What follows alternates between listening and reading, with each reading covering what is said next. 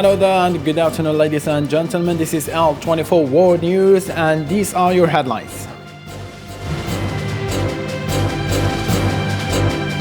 French President Emmanuel Macron is on an official state visit to Algeria for the first time since 2017.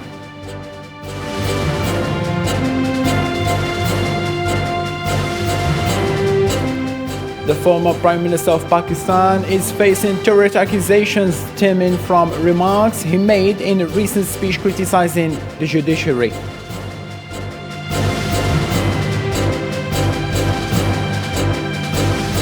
At least 22 people were killed and numerous others were injured in train stations 6 months after Russia's military operation in Ukraine.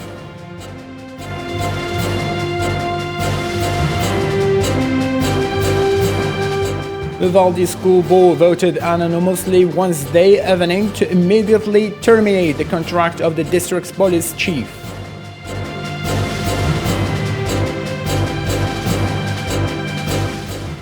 Hello and welcome, I'm your host Abdulrahim Kashur and those were today's top stories. First in our topical news, French President Emmanuel Macron is to visit Algeria for the first time since 2017 after the tensions that shook the relation between Algeria and France over several issues. Osama Yadi in this report. French President Emmanuel Macron's visit to Algeria comes in a context marked by a political will of both countries to boost bilateral relations and give a fresh impetus based on a new vision, mutual respect, equal treatment, and balance of interests. The visit of Emmanuel Macron to Algeria seems to be packed with challenges: the memory issue, the war in Ukraine, Algerian gas, the number of visas granted to Algerians, security in the Sahel region are high on the agenda. First, the choice of Algeria as the first destination for his second term affirms the regional importance of Algeria for Paris. But there is also a desire to warm and to revitalize relations between the two countries that have been tense a few times since the comments of President Emmanuel Macron, which have offended the Algerian leaders and of course caused a cooling of relations between the two countries. The visit comes at a time when European bloc is scrambling to replace Russian fossil fuel ahead of what promises to be a cold winter. Algeria is aiming at reaching a genuine resolution to the memory issue and the archive, especially after statements by the French president who questioned the existence of an Algerian state before the French invasion of Algeria in 1830, before catching up and apologizing for the statements. Algeria is standing with its force, with its army. It is strong with its economy, which is developing with its people, which never acquiesce, except for God. Algeria's demands have been clear since the independence of the country in 1962, and this pertains to a detailed map of nuclear exercises in the southern part of Algeria, in addition to compensation for the affected families during the French colonialism. Apology for the French war crimes against Algerian citizens is another crucial point to which Algeria accords vital importance. Paris aims at resetting bilateral cooperation in trade, as Algeria has alternated a large part of its businesses to other partners, including China and Turkey. In the same line of thought, international media shed light on the 3-day state visit of French President Emmanuel Macron to Algeria, its timing and the real purpose behind it. Zara Fajani. International media is giving a special attention to the visit of French President Emmanuel Macron to Algeria after the latter announced that he's heading to the North African country to relaunch diplomatic ties and develop strained relations between Paris and Algiers. Some international press agencies say French president's aim is to discuss energy and migration issues, while others believe Algeria's main target is receiving a proper apology for comments Macron made last year about the Algerian history and its ruling elite. I don't think President Macron would explicitly make an apology from Algiers, because it will be very, very difficult for him when he comes back, and will backfire on the fragile parliamentary coalition that he's enjoying in these days. Algerian media said that the deteriorating relations between France and Algiers prompted the latter to diversify its economic partners in the world, adding that some partnerships have become strategic to the country. This pushed France to review its geopolitical relations with the country, resulting in this visit. although that the Élysée denied that it's at the core of the agenda. On the other hand, French media said that Macron will discuss the political tensions with Spain and Morocco on the Western Saharan cause, adding that French president will submit a binding proposal to Algeria in an effort to defuse these tensions. However, Algeria has denied all these allegations. The French media are focusing in their story narrative on the youth and eventually on how France would help Algeria in its economic development and notably on the startup issue. Algeria is having a solid card in its hand in terms of negotiations and even in terms of new imperatives of its foreign policy that has made Algeria or position Algeria in a new posture in light of the ongoing geopolitics turmoil regionally and internationally. It's unquestionable that this visit is an extremely awaited one after a long diplomatic quarrel. Subject of disagreements, in particular the question of memory archive and also the reduction of the number of visas granted to Algerians, which has an extreme negative impact on the relations between the two countries, are indeed high on the agenda. Still in Algeria, in a different matter, Algerian President Abdelmajid Tebboune received on Wednesday the Minister of Foreign and European Affairs of the Grand Duchy of Luxembourg. The meeting took place at the headquarters of the Presidency of the Republic in the presence of the Algerian Foreign Minister, Mr. Mtala Mamra. Luxembourg Foreign Minister said that his country exchanges identical views with Algeria on many issues, especially the strengthening of joint cooperation to serve the peoples of the two countries. We're in the process of establishing air cooperation between Algeria and Luxembourg, and this is in the interest of the two countries and neighboring countries Germany, France, Algeria and Belgium. We and Minister Lamamra agreed to develop joint cooperation related to international law, as well as cooperation based on agreements within the framework of the United Nations. The relationship between Luxembourg and Algeria is old and promising as well. We consider the discussions that took place today to strengthen the two sides and make the solid ground, a ground that responds to the requirements of friendship between the two countries. In economy, the Algerian energy giant Sonatrach announced the achievement of an important oil discovery in the Sba region in the Adrar province in the south of the country. The preliminary estimates of the volumes of the discovery is between 48 and 150 million barrels. This discovery comes 28 years after the last oil discovery made in the region in 1994. The area is located 6 kilometers from Hassi Aletto processing center. To some world news, Pakistan former Prime Minister Imran Khan is facing terrorist accusations stemming from remarks he made in a recent speech criticizing the judiciary. On Thursday, a Pakistani court extended Imran Khan's pre-arrest bail until September 1st. Khan made an appearance at District Court in Islamabad while being guarded by security forces, his supporters and media. Imran Khan's bail has expired, but even if the bail is not extended, the importing government does not have the guts to arrest him. Khan's Tiger Force are ready for all types of scenarios. If he is arrested, there will be anarchy all over the country. The whole country will get jammed. All businesses, everything will close down. If they try to arrest Khan, the situation could get worse than Sri Lanka. In a different story, hundreds of thousands of Rohingya refugees commemorate the 5th anniversary of their escape from Myanmar to Bangladesh. The United Nations, the EU and other Western countries vowed to continue supporting their efforts to seek justice in international tribunals. Islam Seed. Up to 1 million Rohingya made filthy camps their refuge in Bangladesh after they escaped the killings and oppression in Myanmar. Little hope is served to this ethnic minority to return home, where they are mostly denied citizenship and other rights. In 2017, they pushed us in Bangladesh, and now it's 5 years. So now we don't want to stay here, don't want refugee life. Now we are ready to go back to our country with dignified and justified repatriation. One more demand, and that they must accept us as Rohingya community, which they don't recognize. They must declare us as Rohingya community to the whole world before we go back. It's been 5 years since we came here. We don't want to stay in the camps as refugees. Now we want to go back to Burma. If we go, we want the security for our life and wealth there. We must get the guarantee. The international community, Amnesty International and Human Rights Watch, have put pressure on Myanmar's government to stop the violence against its Rohingya population.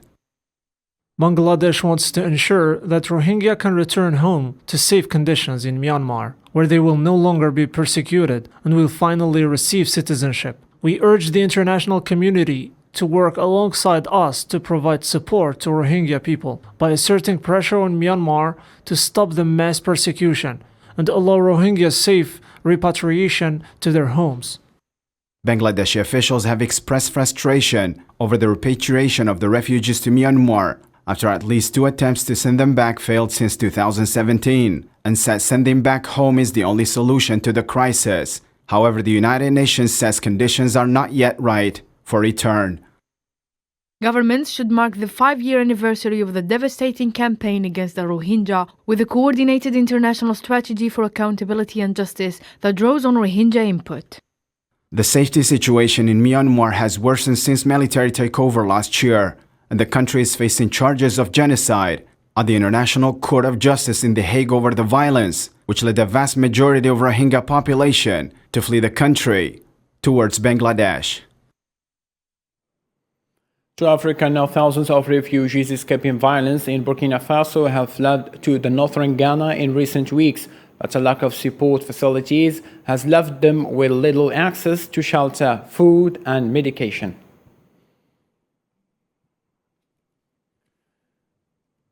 To the United Nations now, Uvalde School Board voted unanimously Wednesday evening to immediately terminate the contract of the district's police chief following allegations that he has made several critical mistakes during the mass shooting at Robb Elementary School that left 19 students and 2 teachers dead. Hussein Khan.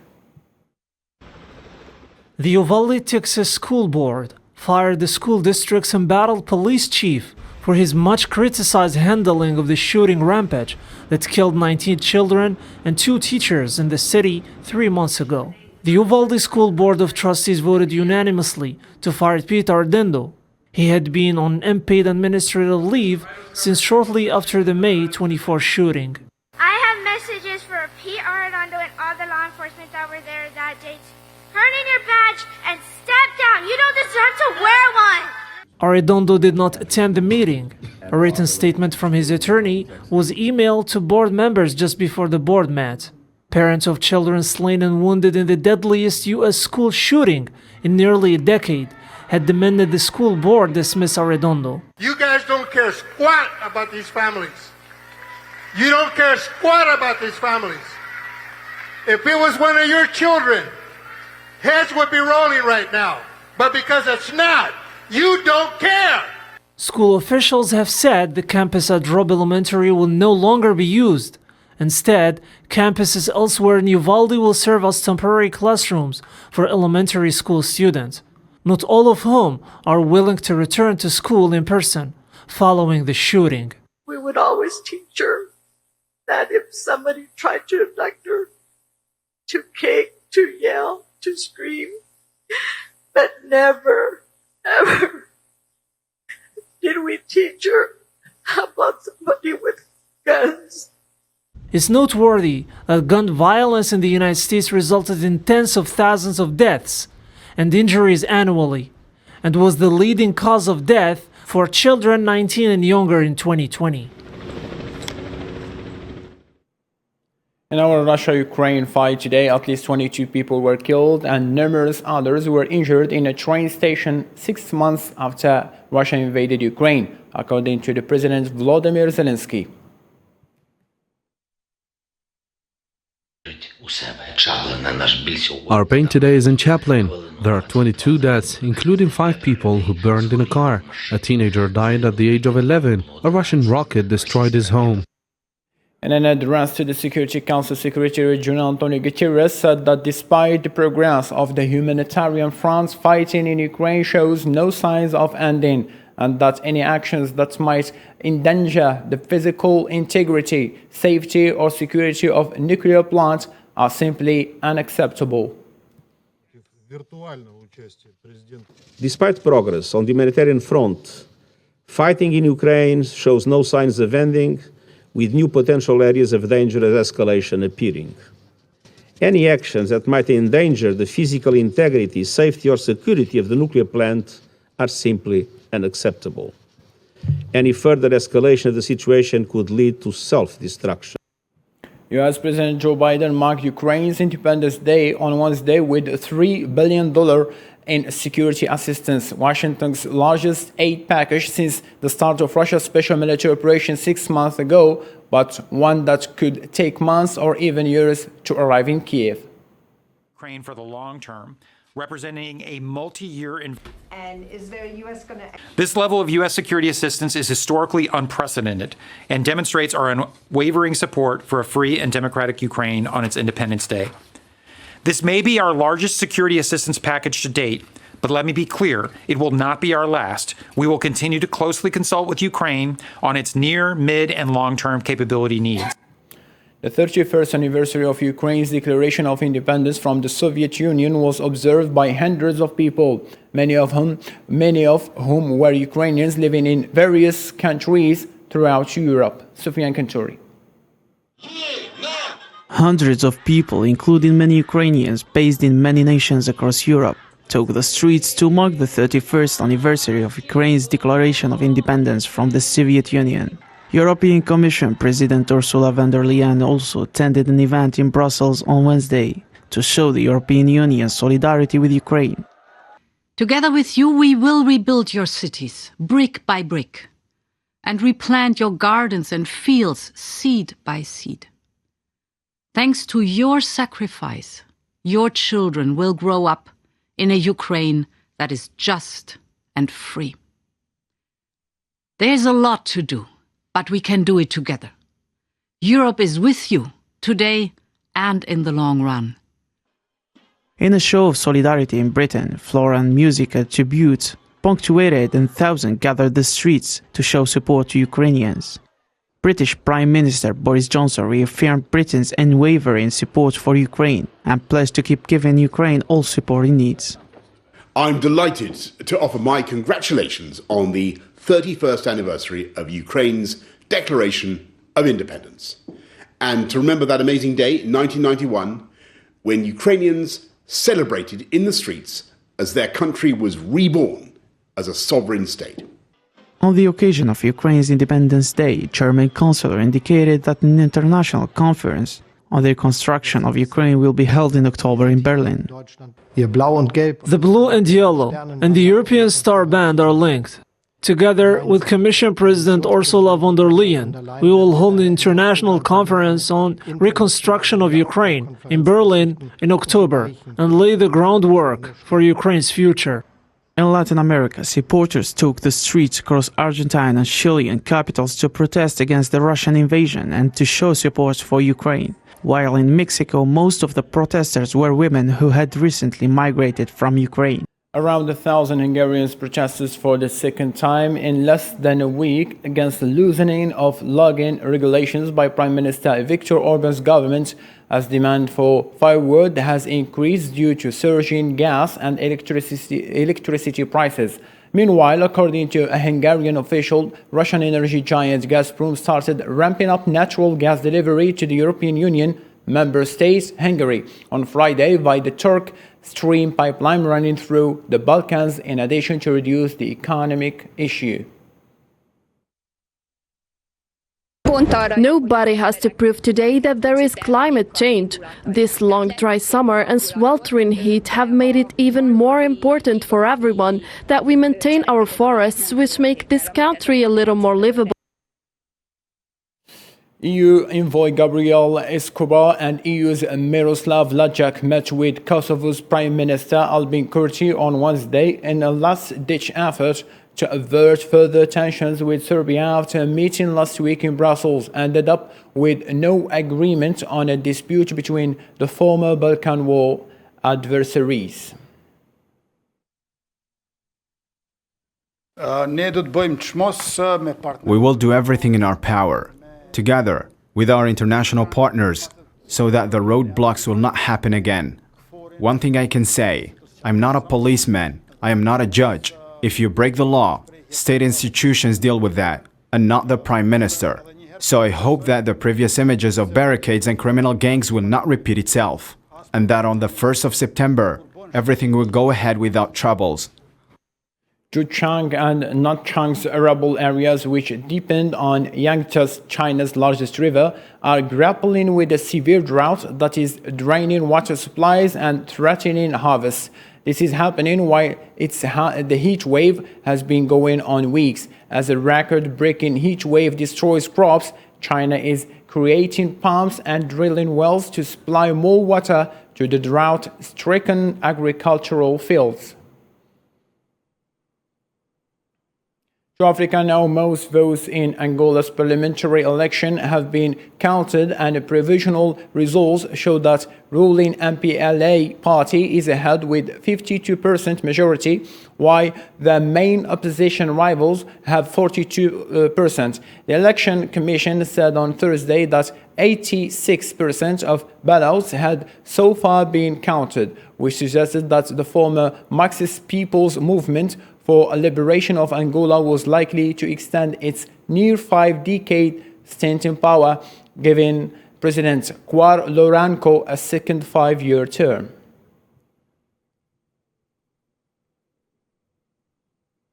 Still in Africa, Ethiopia's Air Force says it had shot down a plane carrying weapons for the rebel Tigray People's Liberation Front that had encroached on the country's airspace via Sudan.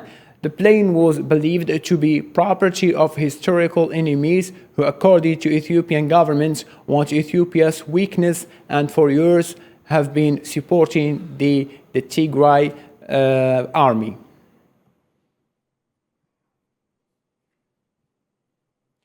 A federal jury has found that Los Angeles County must pay Kobe Bryant with $60 million over photos of NBA star's body at the site of the 2020 helicopter crash that killed him. The jurors who returned the verdict once they agreed with Vanessa Bryant and her attorney that her privacy was invaded when deputies and firefighters took and shared photos of remains of Kobe Bryant and their 13-year-old daughter Gianna. According to President Joe Biden, many Americans may be eligible for a $10,000 federal student loan debt forgiveness if they were eligible for Pell Grants. The amount raises to $20,000. Nearly 45% can have their student debt fully canceled. That's 20 million people who can start getting on with their lives. All this means people can finally crawl out from under that mountain of debt, to get on top of their rent and their utilities, to finally think about buying a home or starting a family or starting a business. Former Mexican Attorney General Jesus Carrmel faced a hearing Wednesday to determine whether to open criminal proceedings against him for his responsibility in the disappearance of 43 students, teachers in the south of the country 8 years ago. Mauricio Carrmel was arrested on August 19 by the office he himself led from 2012 to 2015 and is accused by the federal prosecutor's office of forced disappearances, torture, and acting against the administration of justice. Dinosaur drugs, 113 million years old, have been discovered in Texas after ongoing drought dried up parts of the river covering them. The tracks at the bottom of the Paluxy River in Glen Rose, Texas, belong to a two-legged dinosaur with small arms. According to Jeff Davis, park supervisor at Dinosaur Valley State Park, dinosaurs made the prints as they roamed up muddy areas over 100 million years ago. A few different the tracks that most people are excited about. They've seen the video or the pictures of the three-toed tracks. They look a lot like a Tyrannosaurus Rex track, but this animal lived almost as far behind Tyrannosaurus Rex as Tyrannosaurus Rex is behind us in time. So it's an animal, it's a dinosaur called Acrocanthosaurus from 113 million years ago. It was a bipedal, two-legged carnivore, small arms, very much like a Tyrannosaurus Rex, but a little bit smaller. That's all we have for now. Thank you so much for being with us. For more updates, you can follow our social media pages as it is seen in the screen. Thank you and bye-bye.